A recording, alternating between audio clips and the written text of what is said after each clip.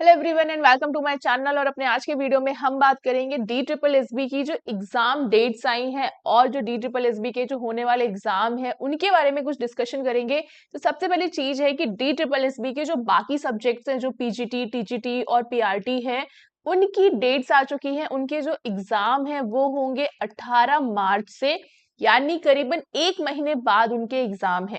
तो इससे हम एक चीज तो अंदाजा लगा सकते हैं कि अगर जब भी हमारी डेट आएगी, यानी फिजिकल एजुकेशन DSSB PET की डेट आएगी, तो शायद एक महीने पहले हमें पता चल जाए कि आपके एग्जाम कब हैं।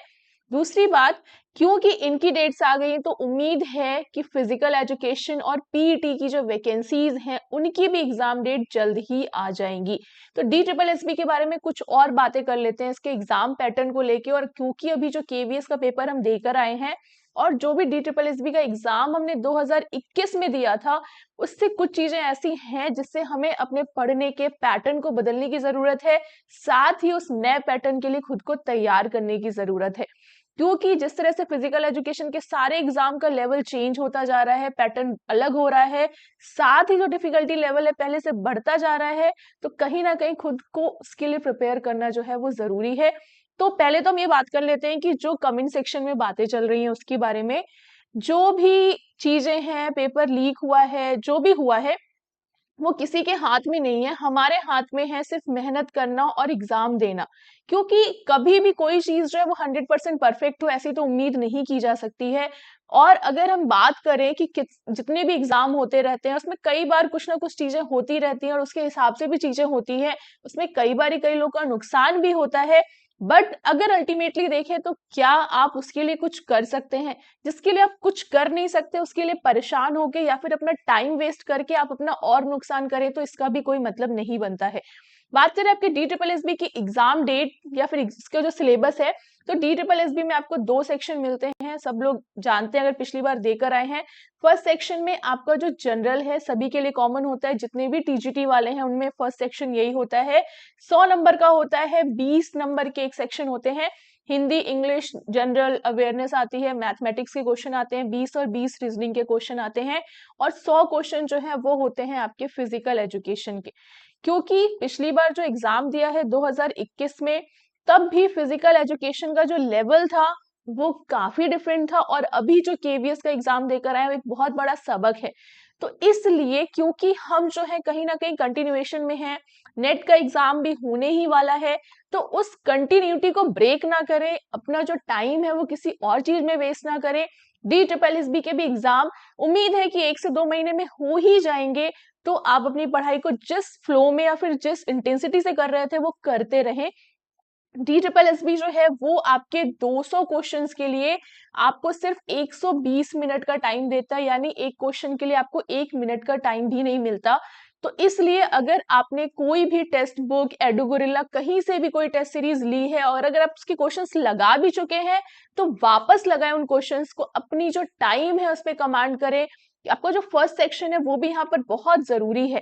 क्योंकि पहले होता था कि फर्स्ट सेक्शन में भी जनरल पेपर में आपको 40 मार्क्स लाने होते थे, वरना आपके बाकी सेक्शन इवेलुएट नहीं होते थे। बट ये अब नहीं है, आपने फर्स्ट सेक्शन में 40 से कम भी होंगे तो भी इवेलुएट किए जाएंगे, बट आपको अपने पेपर में जो है कम से कम 40% लाना है, यानी 40 मार्क्स लाने हैं। लेकिन इससे बात खत्म नहीं हो जाती है, क्योंकि अगर हम पिछली बार की मेरिट की बात करें जो कि 102 गई थी, तो क्या आपको लगता है कि क्या फर्स्ट पेपर में 40 से कम या 10-15 लाकर नंबर लाकर ये चीज पॉसिबल हो सकती है? 102 जनरल की बात कर रही हूँ, और जनरल की जो कट ऑफ है उसके ज्यादा जाने के पीछे रीजन ये है क्योंकि दिल्ली के बाहर के स्टेट के जितने भी लोग हैं वो सब जनरल कैटेगरी में आते हैं, इसलिए उनके लिए जो कंपटीशन है वो और ज्यादा टफ हो जाता है। तो इस चीज को ध्यान में रखते हुए वैकेंसी कम है, आप अपनी पढ़ाई में या फिर अपनी तैयारी को जो भी है उसको कंटिन्यूटी को रखें। अब हम बात करें कुछ और चीजों की। ऐसे कई लोग का ऐसा कहना है कि जो एग्जाम्स हैं वो कितने ही होते हैं या फिर आपको कितने मौके मिलते हैं। सो ये एक ओवरव्यू है जो कि मैं पिछले 7 साल से 2016 से जब से मैंने बीपीएड करना शुरू किया और अभी तक की बात करूं, तो जितने भी एग्जाम हुए, KVS का एग्जाम हो चुका है, DSSB 2 बार हो चुका है, तीसरी बार होने जा रहा है, PGT का एग्जाम हुआ, नवोदय का 2 बार हुआ, KV का 2 बार हुआ। AWES हुआ, नेट के पेपर हो रहे हैं, इस सारे को, फिर एचटेट भी है, राजस्थान पीटीआई भी है। तो अगर हम एवरेज निकालें तो आपको एक साल में, जबकि कोरोना वाला जो ईयर है वो उसको मिलाने के बाद भी जो एवरेज है वो एक साल में आपको 2 से 3 एग्जाम देने को मिलते हैं। यानी आप ऐसा नहीं कह सकते कि आपको वैकेंसी या मौका नहीं मिलता है। ये सिर्फ आप पे है कि आप अपनी पढ़ाई को कैसे रखते हैं। अगर आप 1 से 1.5 साल भी बीपीएड या एमपीएड के बाद अपनी पढ़ाई को कंटिन्यू रखते हैं, बिना ये सोचे कि जब एग्जाम आएगा तो पढ़ेंगे, तो आपने 2 से 3 एग्जाम तो निकाल ही लेते हैं, क्योंकि एक वक्त पर आप अपने पीक पर होते हैं अपनी तैयारी पर।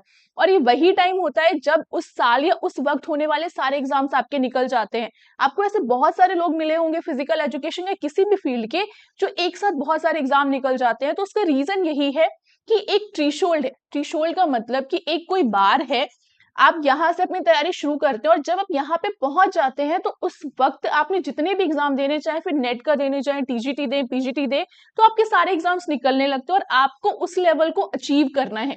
उस लेवल को अचीव करने के लिए सिर्फ एक ही चीज करनी है कि आपको अपनी पढ़ाई की जो कंटिन्यूटी है उसको छोड़ना नहीं है, कॉन्स्टेंटली मेहनत करते रहना है जब तक आपको सरकारी नौकरी का तमगा नहीं लग जाता।